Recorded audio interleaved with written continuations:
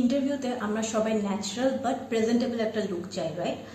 Minimal কিছু product use করে and কিছু simple tips and tricks follow করে কিভাবে সেই লুকটা অ্যাচিভ করা যায়, আজকের ভিডিওতে আমি তোমাদেরকে সেটাই দেখাবো। কারণ আজকে আমি সেই লুকটাই ক্রিয়েট করেছি খুবই সিম্পল কিছু টিপস অ্যান্ড ট্রিক্স ফলো করে, প্লাস হচ্ছে খুবই মিনিমাল প্রোডাক্ট ইউজ করে।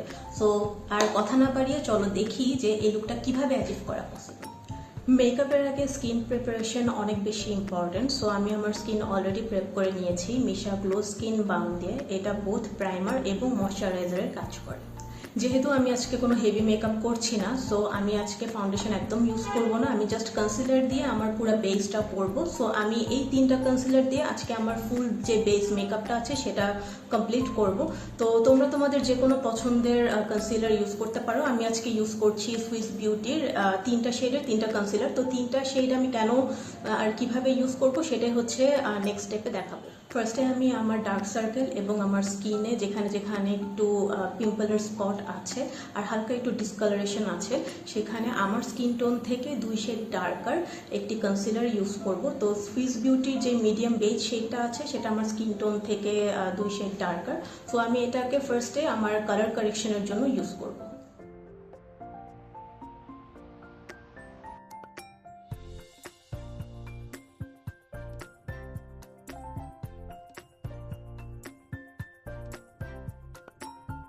অ্যাপ্লাই করা শেষ। সো এখন আমি একটা ব্রাশের মাধ্যমে ভালোভাবে কনসিলারটা ব্লেন্ড করে নিব।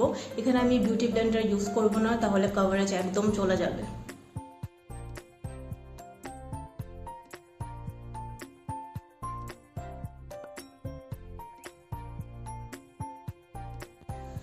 কালার কারেকশন ডান। সো এখন আমি আমার স্কিনের সাথে এক্স্যাক্টলি যে শেডটা ম্যাচ করে সুইস বিউটির, সেটা হচ্ছে স্যান্ড সেবল। এই কনসিলারটা আমি হচ্ছে আমার ফুল ফেসে ইউজ করব ফাউন্ডেশনের পরিবর্তে।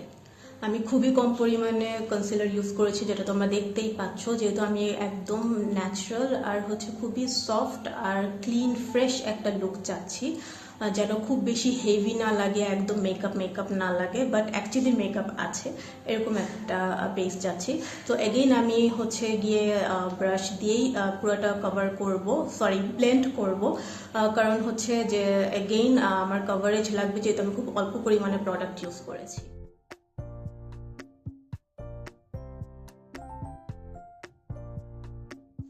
লাস্ট আমি যে কনসিলারটা ইউজ করব সুইস বিউটির ন্যাচারাল শেডটা আমার আন্ডার আই ব্রাইটেনিং এর জন্য, বিকজ আন্ডার আই ব্রাইটেনিং আমার কাছে অনেক ইম্পর্ট্যান্ট লাগে।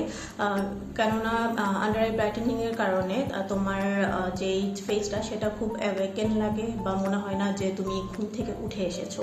So it's an important part for me, but you can skip that if you want.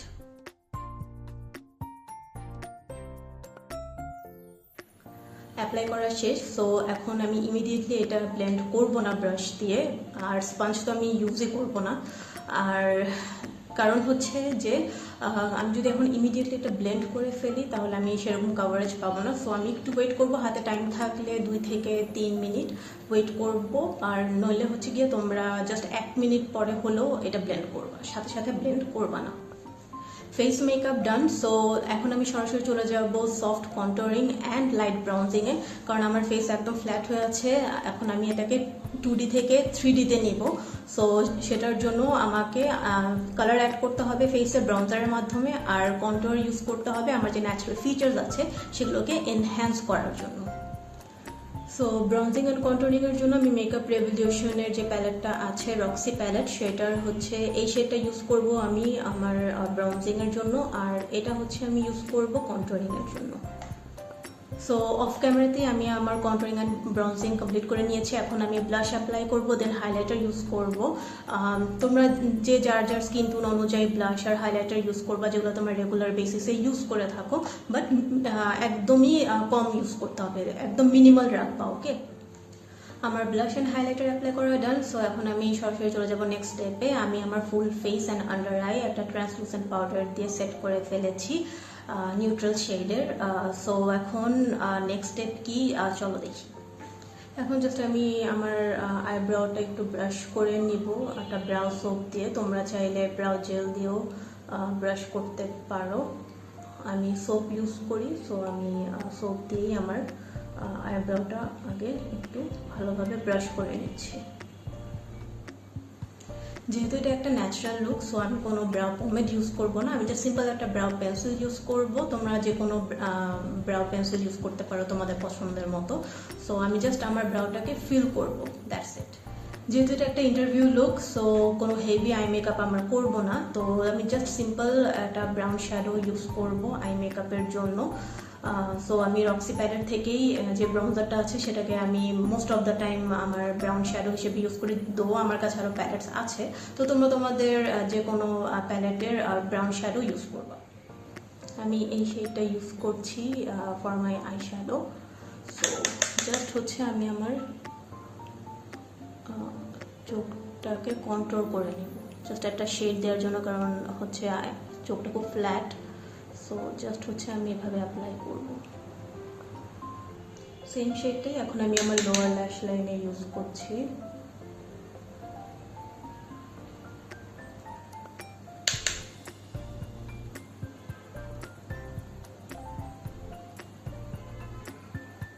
এখন আমি একটা নোট কাজল অ্যাপ্লাই করব। অ্যাকচুয়ালি এটা আমার স্টাইল, মানে আমি প্রেফার করি নোট কাজল। আমি একদম ব্ল্যাক কাজল তেমন ইউজ করিও না, আমাকে মানায়ও না। তো তোমরা যদি ব্ল্যাক কাজল পছন্দ করো তাহলে ব্ল্যাক কাজল অ্যাপ্লাই করতে পারো, নো প্রবলেম, বাট আমি নোট কাজলই পছন্দ করি। এখন আমি আইলাইনার অ্যাপ্লাই করব, বাট নট লিকুইড আইলাইনার। আমি যে কোনো একটা ব্ল্যাক আইশ্যাডো তোমরা ইউজ করবা, সফট একটা ফিনিশিং আসে, একটা লুক আসে, যেটা খুবই ভালো লাগে দেখতে। সো আমি এখন জাস্ট একটা ব্ল্যাক আইশ্যাডো দিয়ে হালকা করে একটা উইং লাইনার অ্যাপ্লাই করব। ওকে, এখন আমি যেটা করবো সেটা হচ্ছে জাস্ট একটা হাইলাইটার নিয়ে আমি এইখানে হচ্ছে একটু হাইলাইট করব। অফ ক্যামেরায় আমি আমার মাস্কারা অ্যাপ্লাই করে ফেলেছি। এখন আমি চলে যাব সরাসরি last and most important part, সেটা হচ্ছে লিপস্টিকে। সো এই লুকটাকে কমপ্লিট করার জন্য এখন আমরা লিপস্টিক অ্যাপ্লাই করব। ন্যাচারাল লুকের জন্য আমি অলওয়েজই প্রেফার করি, স্পেশালি ডে টাইমে জন্য আমি অলওয়েজই প্রেফার করি নিউড লিপস্টিক। সো যার যার স্কিন টোন অনুযায়ী যে কোনো নিউড বা মিডিয়াম নিউড লিপস্টিক তোমরা ইউজ করতে পারো। আমি ইউজ করছি সুইস বিউটির বেয়ার যে শেডটা আছে, একটু কোরালিশ ব্রাউন, এই শেডটার সাথে সুইস বিউটিরই হচ্ছে গিয়ে লিপ লাইনার।